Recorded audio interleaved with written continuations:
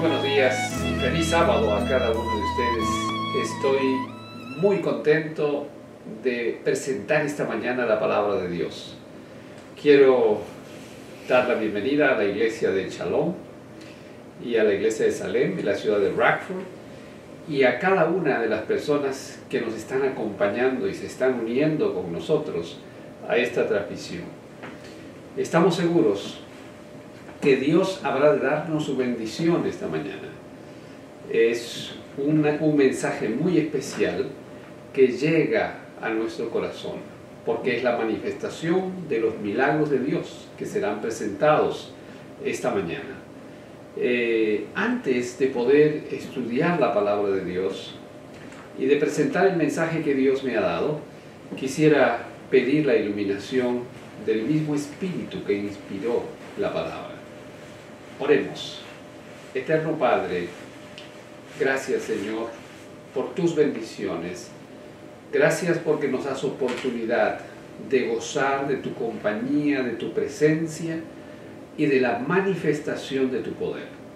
Te suplicamos en este momento que estés en nuestros corazones y en nuestras mentes para que podamos entender a profundidad tu palabra.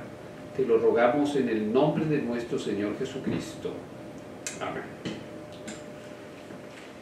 Quiero agradecer a Dios por la oportunidad de presentar este mensaje de esperanza, por el privilegio de compartir dos milagros que Dios me dio como respuesta a la oración. Muy rara vez he presentado un mensaje de sábado basado en los milagros que Dios hizo en mi vida como resultado de la oración. Creo que deberíamos compartir más testimonios, porque son la prueba vivida de lo que Dios hace en favor de sus hijos. El compartir nuestros testimonios nos permite agradecer a Dios y confirmar nuestra fe. Cuando oramos y nuestras oraciones son contestadas, nos convertimos en personas muy afortunadas, porque sentimos y vivimos experiencias muy intensas que nos da la vida y que hace que nuestra parte física, mental y espiritual se fortalezcan. Otro de los beneficios es el desarrollar nuestra resiliencia.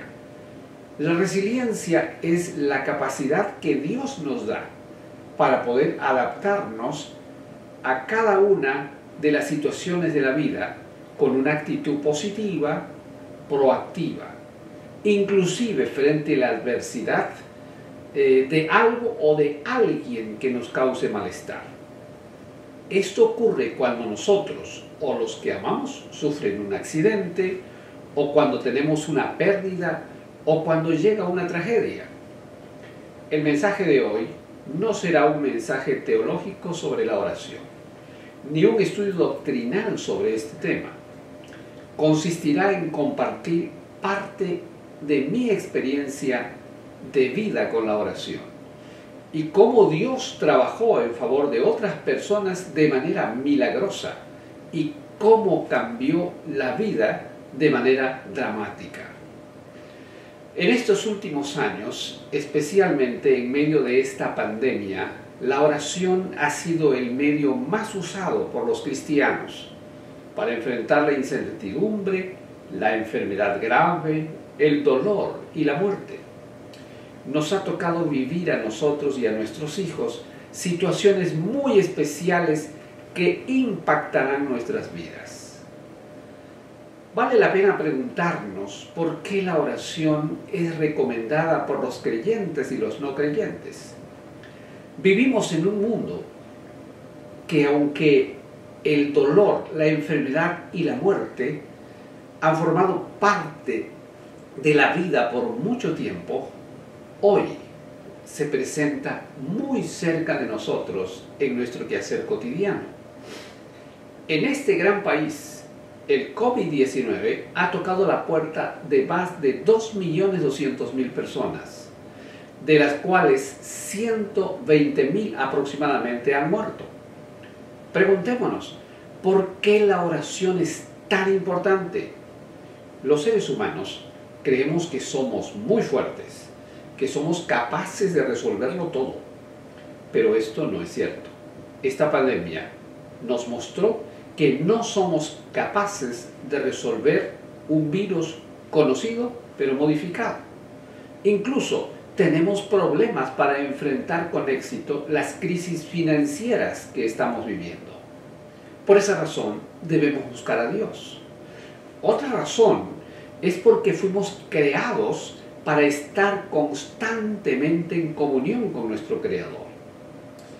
Por eso, cuando el peligro y el temor nos desbordan de manera intuitiva, todas las personas del mundo, en diferentes idiomas, en diferentes culturas, buscamos ayuda más allá de nosotros. El cerebro de un ser humano sin esperanza cae víctima de sus emociones descontroladas y va camino a su autodestrucción o a la destrucción de sus semejantes o de ambos. Quiero señalar que el cerebro humano, frente a la pérdida del control en determinadas circunstancias, cae víctima del miedo. Y si no encuentra una posible solución, cae víctima del pánico y de la ansiedad. En estas condiciones, nuestra mente elabora escenarios cada vez más catastróficos y corremos el riesgo de ser destruidos por nosotros mismos antes que llegue el verdadero peligro. Llegamos al punto de ser secuestrados por las emociones aflictivas, por la amígdala cerebral. En estas circunstancias somos incapaces de manejar la crisis con sabiduría, lo que nos lleva muchas veces a tomar decisiones equivocadas, las cuales en lugar de resolver la crisis la empeoran, colocándonos en una especie de callejón sin salida. La única solución para superar esta situación es recurrir a nuestro Creador, quien no cambiará los hechos que estamos viviendo, sino que cambiará la manera de interpretarlos. Cuando estamos en crisis, de manera instintiva, por nuestro mecanismo de supervivencia, quisiéramos que Dios desapareciera de inmediato las circunstancias que provocan estas emergencias. La mayor parte de las veces las circunstancias continúan, pero Él nos llena de esperanza, de tranquilidad, para poder ver posibles soluciones y nos proporciona una gran capacidad adaptativa que nos permite sobrevivir con alegría en medio del dolor, el peligro e inclusive ante la muerte de las personas que más queremos. Viene a mi memoria la vida de Jesús. Después de pasar su infancia, su niñez, su adolescencia y sus primeros años de juventud en el seno de su familia, tuvo que enfrentarse a su misión, la de dar su vida por la raza humana. Había terminado su primer ayuno de 40 días, donde fue tentado por el enemigo, y había salido airoso, por cierto.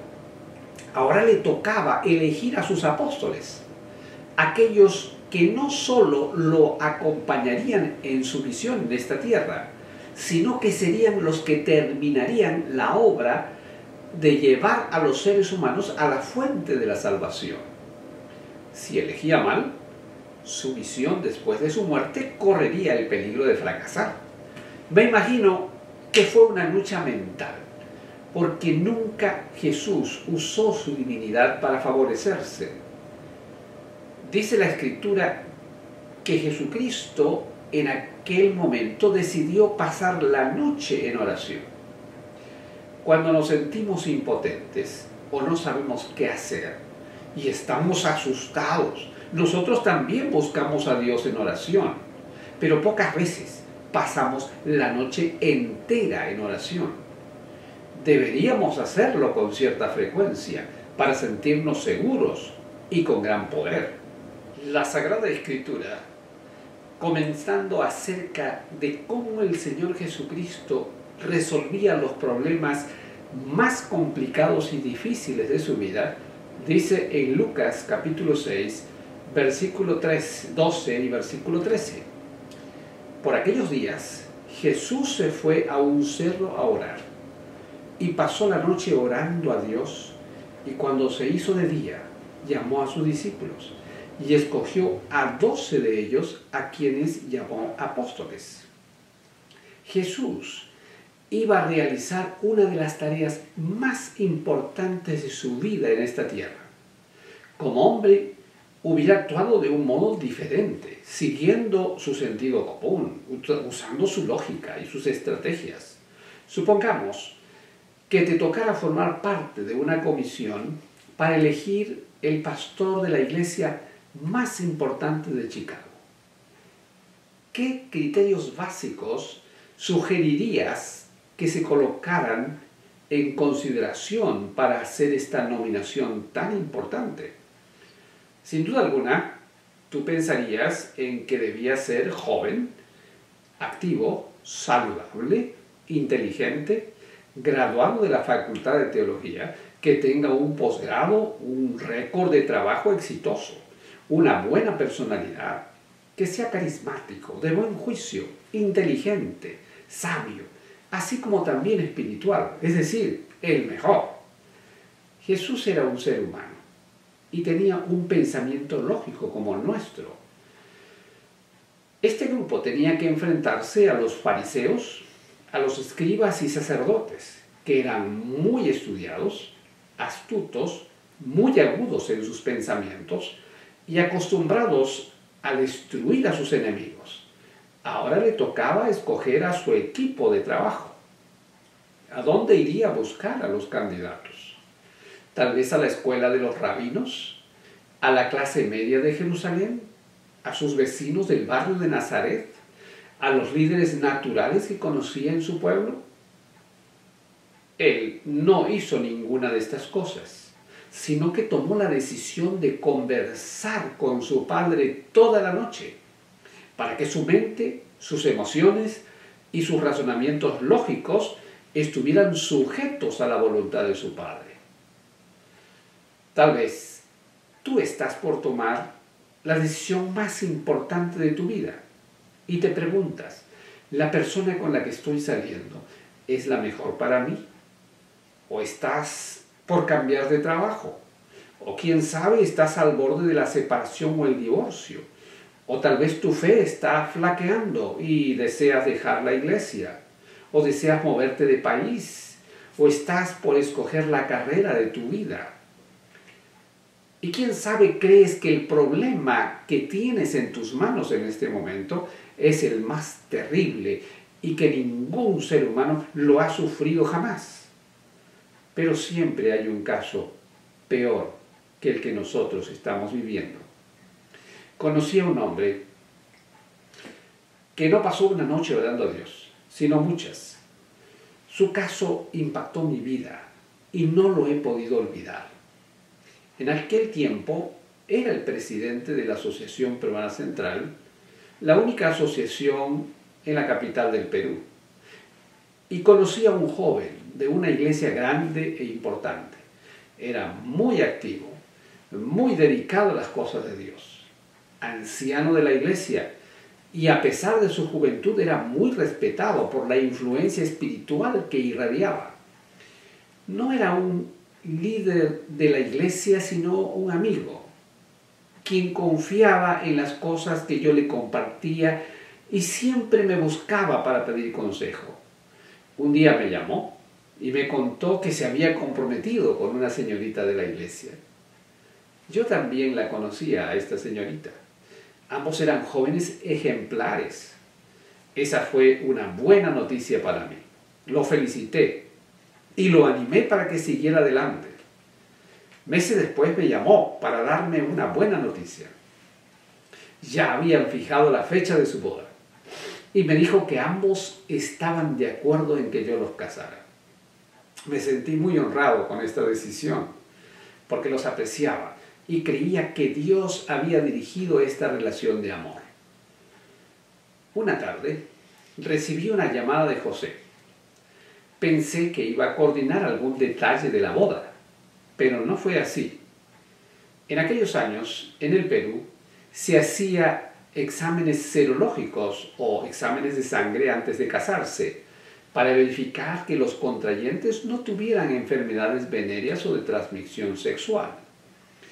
Él decidió hacerse la prueba con suficiente anticipación y el resultado que le dieron le cambió la vida y me llamó para compartir conmigo algo muy privado.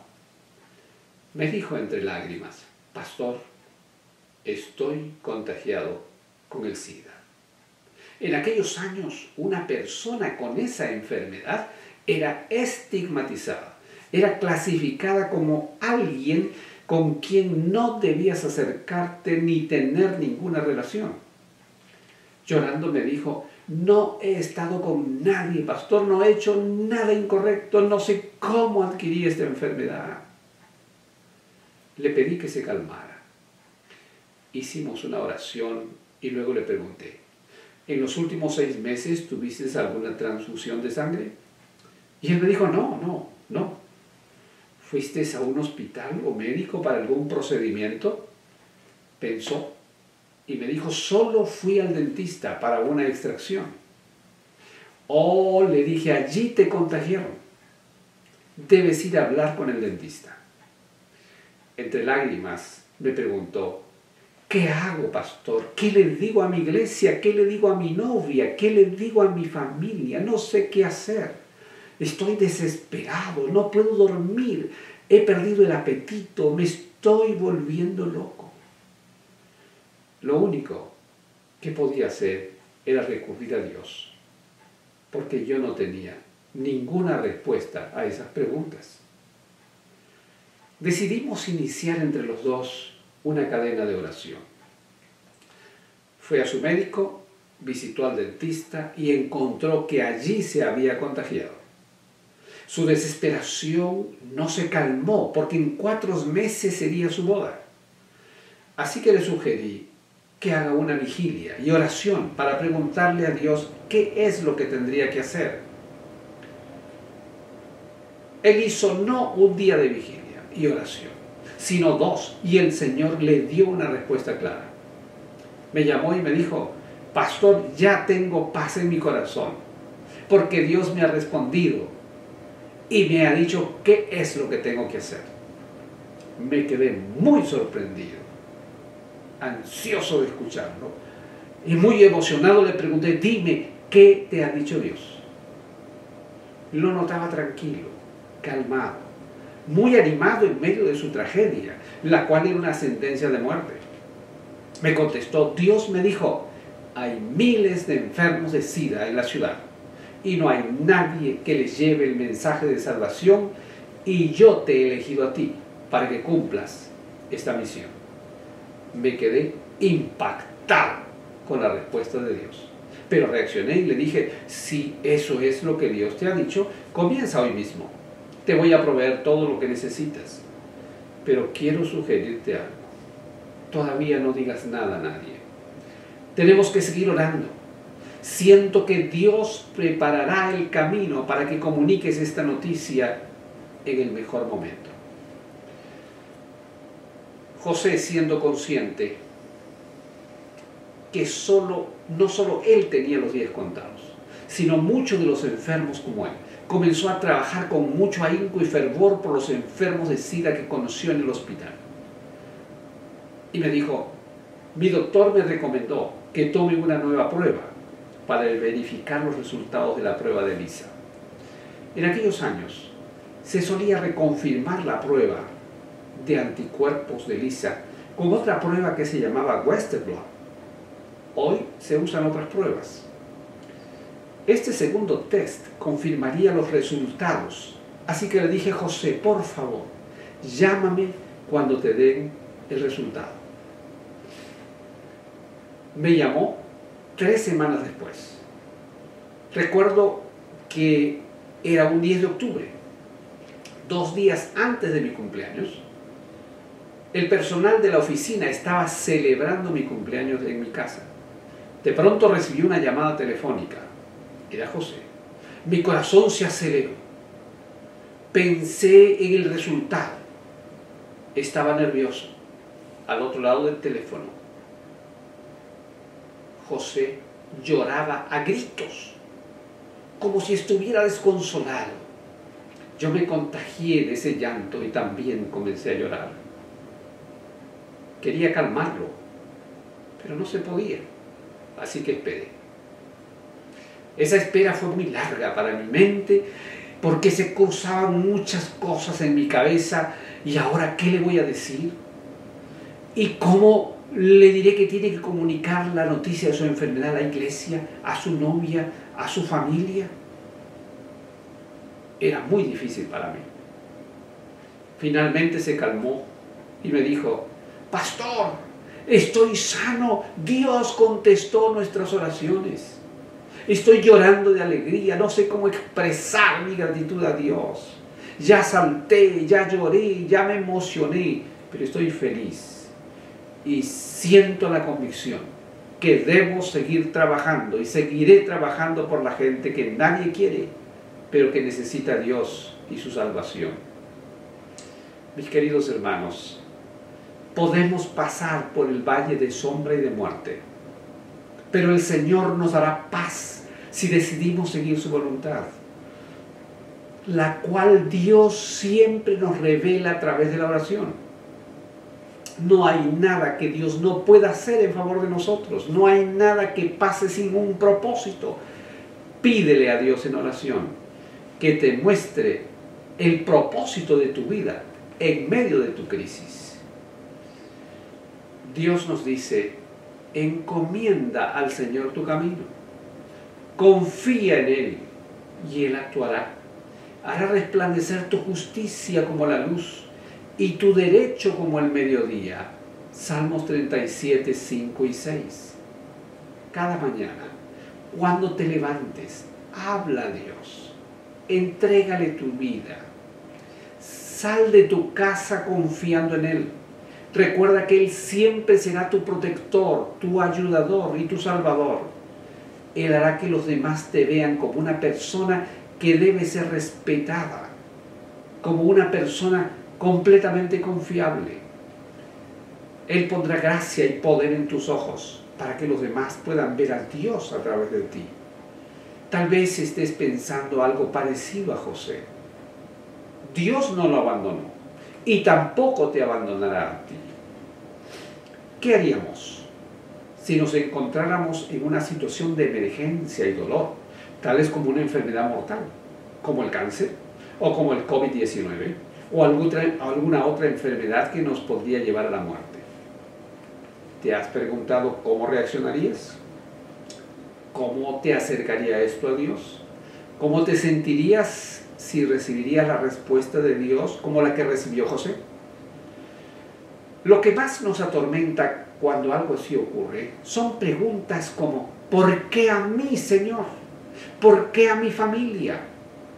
Cuando no tenemos respuestas, hasta dudamos de Dios, nos desesperamos y entramos en pánico. Esperamos que Dios nos dé una razón que esté de acuerdo a lo que queremos oír, que nos diga por qué tomó la decisión de permitir que suframos de esa manera, si somos fieles hijos suyos. En estos casos el drama que vive la familia es peor, porque ellos se preguntan lo mismo y no pueden entenderlo.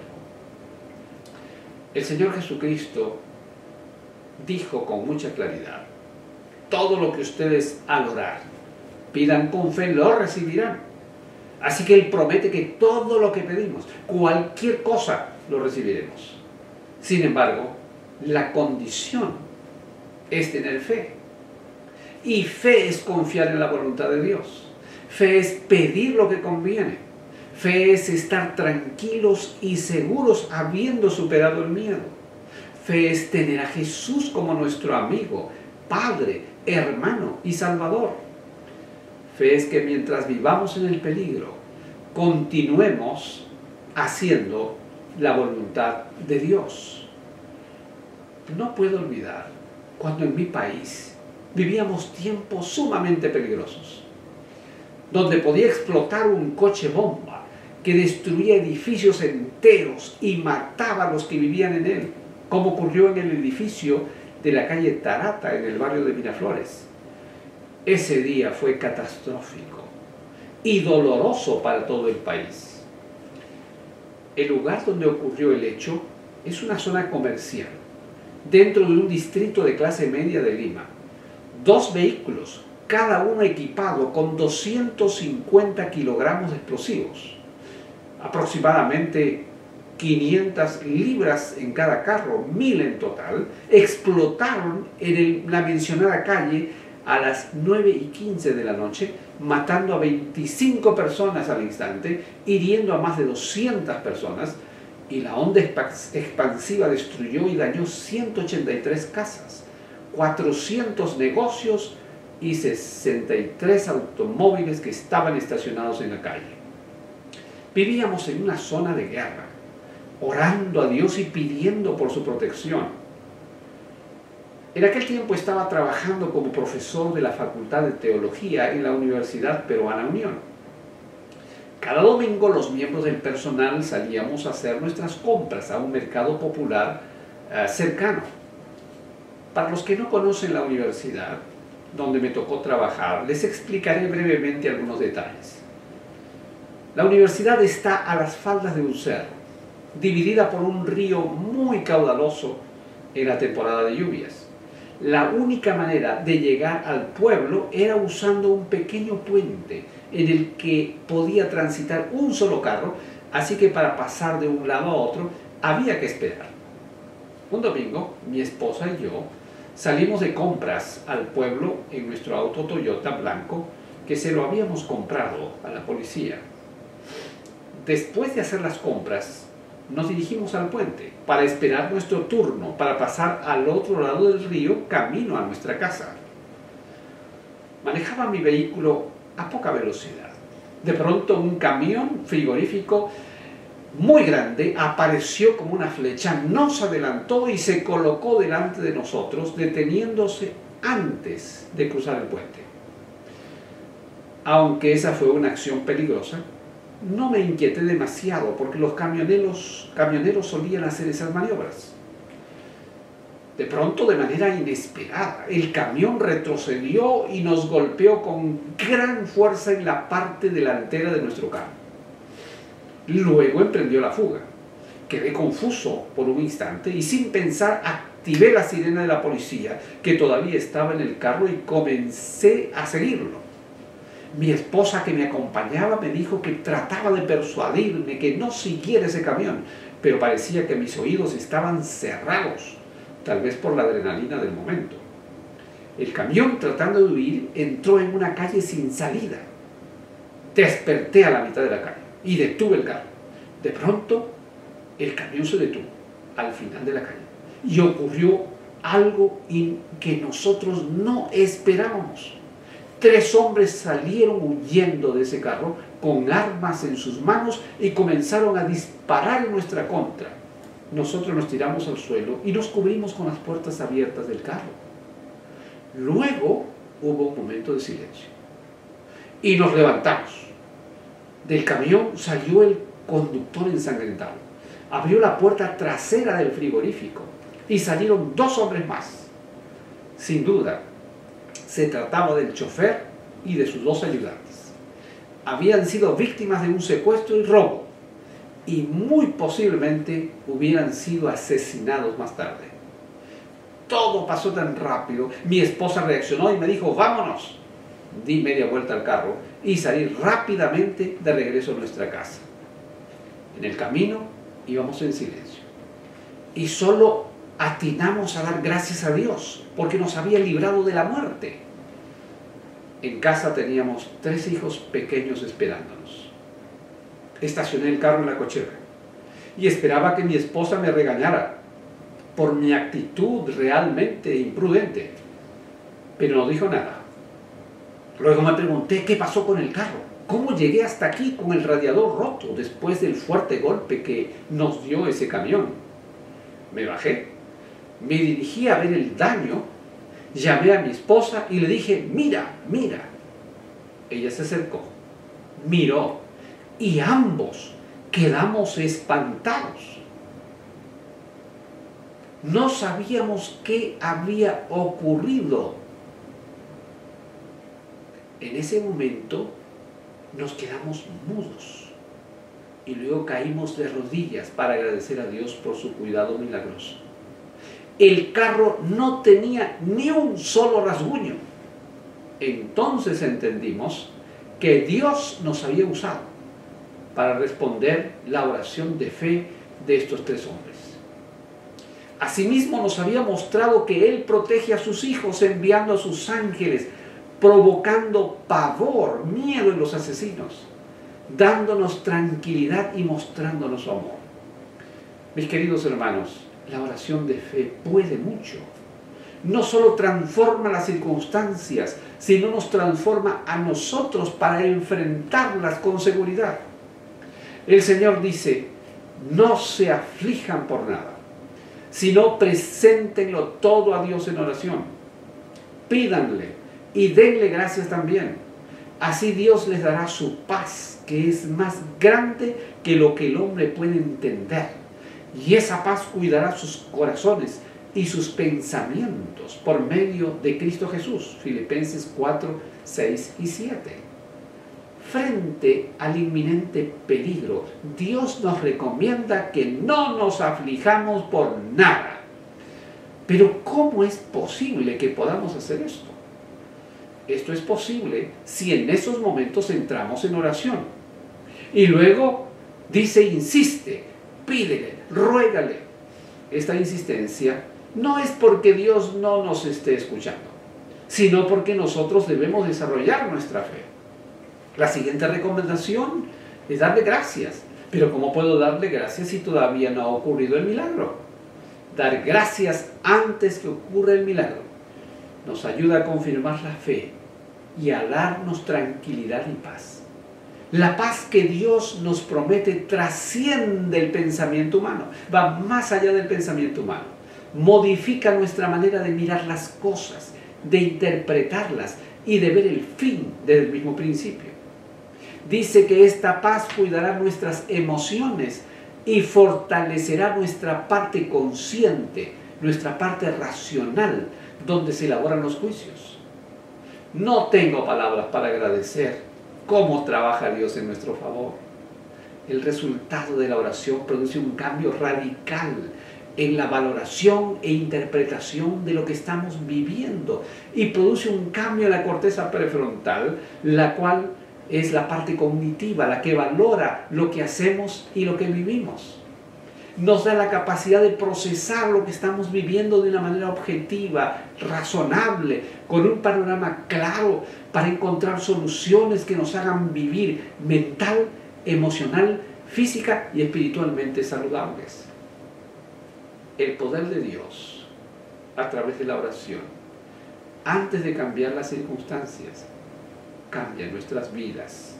El poder de Dios a través de la oración sana nuestras heridas emocionales, nuestros temores, al conectarnos con la fuente del amor y la vida. Hoy es el día de iniciar una reforma, un reavivamiento, y esto solo será posible si el Espíritu controla tu vida y tú se lo permites. Hoy es el día que como familia debes tomar la decisión de unirte en oración con cada uno de los tuyos, para recibir el poder que te hará vencedor en esta lucha contra el mal. Mis queridos hermanos, quiero preguntarles, ¿cuántos de ustedes desean ser beneficiados con el encuentro privado con Dios a través de la oración? Si el Señor te habló esta mañana, ponte de rodillas juntamente con tu familia.